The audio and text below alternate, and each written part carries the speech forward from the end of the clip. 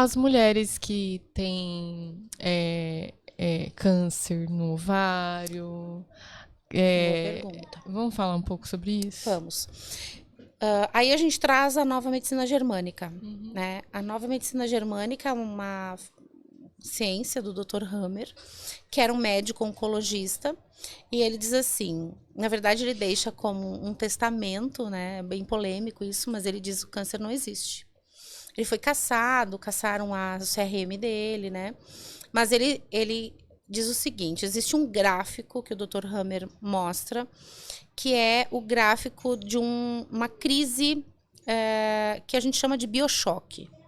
Então, vamos imaginar que a gente está aqui conversando, daqui a pouco toca meu telefone e meu marido diga, olha, acabei de ter um acidente, por exemplo. Eu vou viver um biochoque. É um momento dramático, sem solução, vivido em isolamento, porque eu não consigo transferir essa dor, e que eu vou transcrever essa informação em mim. A partir do momento que eu transcrevo essa informação em mim, eu crio um dado informacional no meu DNA, que a gente chama de memória epigenética. Esta memória epigenética, ela vai atravessando de geração em geração e essa informação vai passando. Então, quando eu tenho um câncer de mama ou de útero, que aqui nós estamos falando de maternidade, então aparelho reprodutor e a mama é a nutrição, o Hammer diz o seguinte, quando você tem o câncer, você está em resolução. Por quê? Aí tem o gráfico do Hammer. Então imagine, você está vivendo uma crise de estresse. Sei lá, meu filho teve um acidente e está em coma no hospital. Estou numa crise de estresse. Eu quero nutrir o meu filho, não consigo. E a gente nutre aonde? Na mama. As nossas respostas biológicas, elas são instintivas. Então, a gente nutre com a mama. A partir do momento que meu filho vai para casa, eu resolvi o conflito que eu estava vivendo. Que eu já relaxo e acho, bom, tá fora de perigo. Quando isso é resolvido, percebido como resolvido, aí é que o corpo inflama e entra num processo vagotônico. Por quê? Porque a hiperprodução de células, ela é considerada um câncer. Mas, na verdade, ela está buscando um novo equilíbrio. Então, o Hammer disse o seguinte, a gente tem uma crise de estresse, tem uma fase de resolução, e depois nós temos 2 períodos vagotônicos. Então, é como se a gente inflamasse, daí tivesse um pico de melhora e depois, de novo, a gente entra numa fase de vagotonia para depois entrar numa normotonia, simpaticotonia e vagotonia, que num determinado momento é diagnosticado como câncer. Então, quando eu fui dar uma palestra para as mamães, né, do ciclo de combate ao câncer em Florianópolis, eu comentei com elas, olha, em primeiro lugar, a gente tem que mudar a palavra combate. Por quê? Porque na neurociência, na física quântica, na Kabbalah, o inconsciente, se você falar na palavra combate, ele vai levantar todo um arsenal de guerra, de oposição.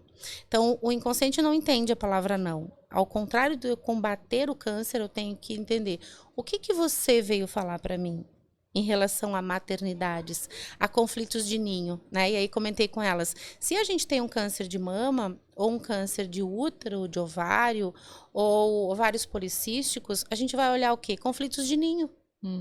Um pássaro, quando vai colocar os seus ovos, ele não fica lá cuidando do ninho, pega a palhinha, pega um lugar seguro. E a pergunta é, como é que tá o teu ninho? Teu ninho tá ameaçado, teu marido tá desempregado, tua sogra tá morando contigo. O que que tá acontecendo aqui que o teu órgão reprodutor está mostrando?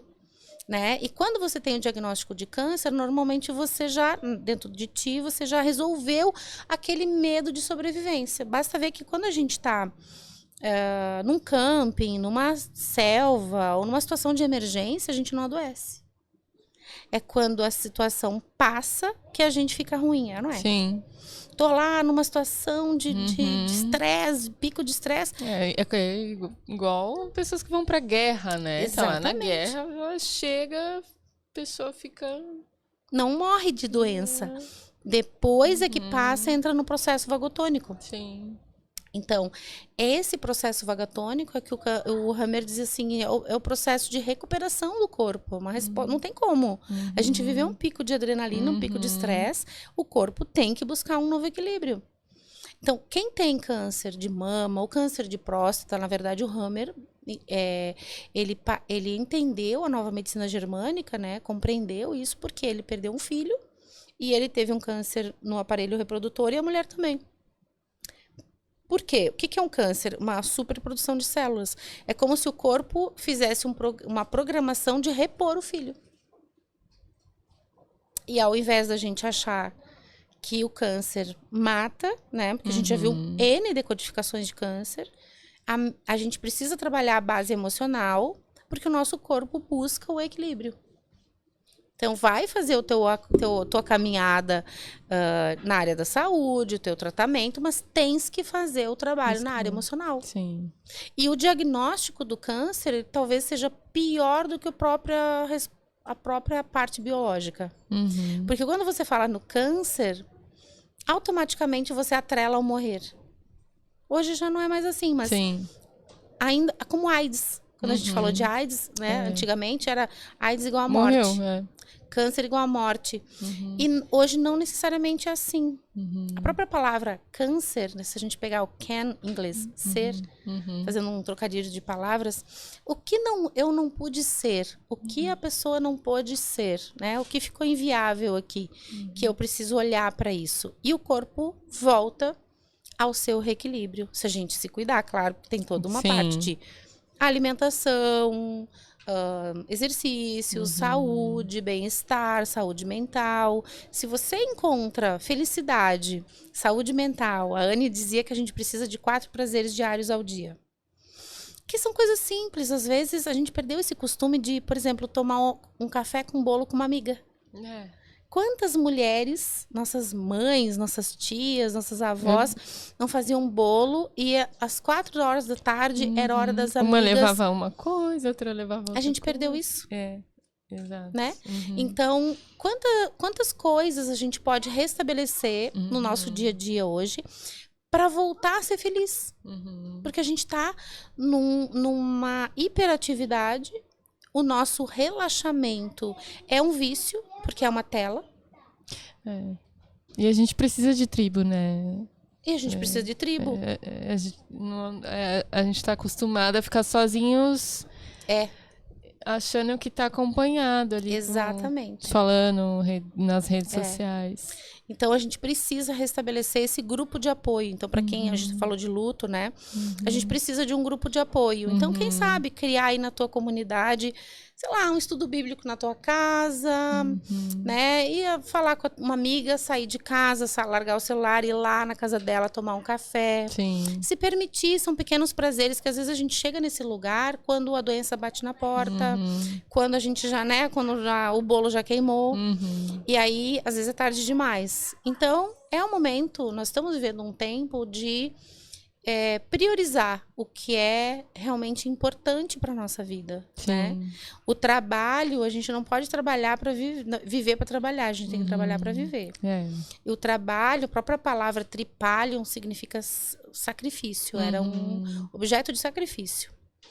Então, a gente está meio que compensando as nossas mães e avós que não trabalharam, e nós fomos para o mercado de trabalho e saímos da sustentação do lar.